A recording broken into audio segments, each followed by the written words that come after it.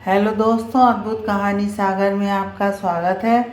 आज की हमारी कहानी है आज़ादी। यशोदा खाना बनाते हुए अपनी बेटी आनंदी से बात कर रही थी कि तभी उनका बेटा आनंद उनसे बोला, मम्मी अभी खाना बना नहीं क्या? मुझे ऑफिस के लिए देर हो रही।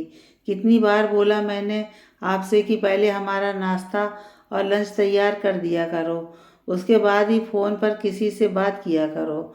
इस फ़ोन के चक्कर में आजकल बच्चों को भी स्कूल के लिए देर हो जाती है, परंतु आपको मेरी बात समझ में ही नहीं आती।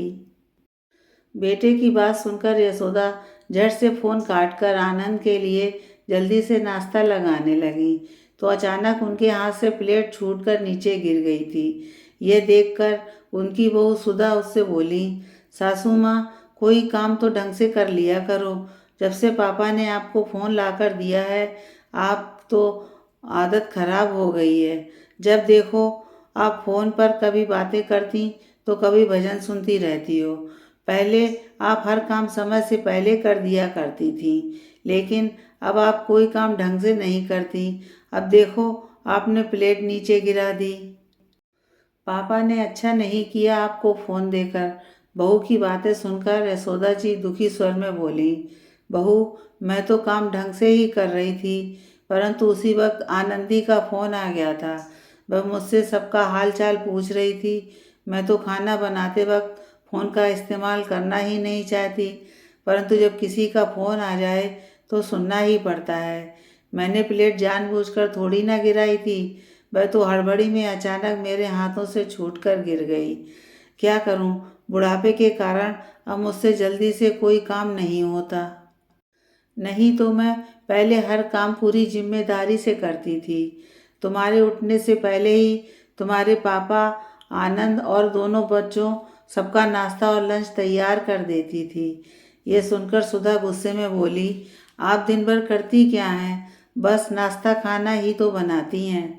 झाड़ू पोंछा बर्तन कपड़े सब काम तो नौकरानी करती है। बुढ़ापे का तो बहाना है। आप साफ साफ क्यों नहीं कहती कि अब आपको खाना बनाने से ज़्यादा फ़ोन पर बातें करने में मन लगता है। उस वक्त सुधा के ससुर यशपाल जी आंगन में बैठकर अखबार पढ़ रहे थे। जब उन्होंने सुधा की बात सुनी तो वे सुधा से बोले, बहू, तुम्हारी सास को काम से आज़ादी कब मिलेगी? अब तक वह अपने सास ससुर, मेरे और बच्चों के लिए काम करती थी, और अब बुढ़ापे में भी तुम सबके लिए काम कर रही है। क्या खाना बनाने की जिम्मेदारी सिर्फ तेरी सास की है, तेरी नहीं? जिस दिन से तू इस घर में बहू बनकर आई, उसने तुम्हें बेटी की तरह प्यार और सम्मान दिया। कभी तुमसे एक काम नहीं करवाया। खुद ही दोनों वक्त का खाना और नाश्ता यही बनाती है। यहाँ तक कि सुबह शाम की चाय भी यही बनाती है। क्या हुआ यदि इसने फ़ोन पर अपनी बेटी से बात कर ली, तो तुम तो कभी अपनी ननद से उसका हालचाल पूछती नहीं। बस सारा दिन फ़ोन पर कभी अपनी मम्मी तो कभी अपनी भाभी से बातें करती रहती हो। बहू, जैसा व्यवहार तुम अपनी सास और ननद के साथ कर रही हो, एक दिन वैसा तुम्हारे साथ भी होगा।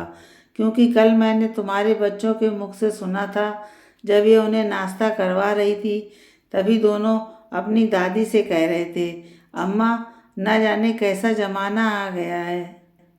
आप खाना बना रही हैं और मम्मी सो रही हैं। देखना, जब मम्मी बूढ़ी हो जाएंगी तब हम भी उनसे ऐसे ही काम कराएंगे। तब उन्हें पता चलेगा जब बुढ़ापे में काम करते हैं तो कैसा लगता है। बहू, सास के प्यार का गलत फ़ायदा मत उठा। यदि तेरी मम्मी और भाभी तुझसे फ़ोन पर तेरा हाल चाल ना पूछेंगी तो तुझे कैसा लगेगा? यदि तू फ़ोन करके अपनी ननद से उसका हाल चाल पूछती तो आज मैं इसे अलग से फ़ोन लाकर नहीं देता। ससुर की बातें सुनकर सुधा शर्मिंदा हो गई थी, क्योंकि उसकी मम्मी और भाभी किसी दिन उससे फ़ोन पर बात करना भूल जाती तो वह उनसे बेहद गुस्सा हो जाती थी। इसलिए वह दोनों रोज़ाना उसके पास दिन में कई कई बार बात करती थी, जिससे वह कोई काम करने की बजाय दिन भर उनसे बातें करती रहती थी। फिर भी उसकी सास उसे कभी काम करने के लिए नहीं कहती थी और ना ही वह करती थी, परंतु आज ससुर के द्वारा बच्चों की बातें सुनकर उसे खुद पर पश्चाताप हो रहा था। वह हाथ जोड़कर अपनी सास से बोली, मम्मी जी मुझे माफ़ कर दो। आज के बाद आप आराम करेंगी। नाश्ता और खाना अब मैं ही बनाया करूँगी। आप दीदी से जितना मर्जी बातें करना, मुझे कोई ऐतराज़ ना होगा। अब मैं भी दीदी से फ़ोन पर उनका हाल चाल पूछ लिया करूँगी, क्योंकि मुझे पता है जब मम्मी और भाभी फ़ोन पर हाल चाल नहीं पूछती तो बहुत बुरा लगता है। सुधा की बात सुनकर यशोदा जी और उसके पति के चेहरे पर मुस्कान आ गई थी। फ़ोन के माध्यम से ही सही, उनकी बहू को अपनी गलती का एहसास तो हो गया था।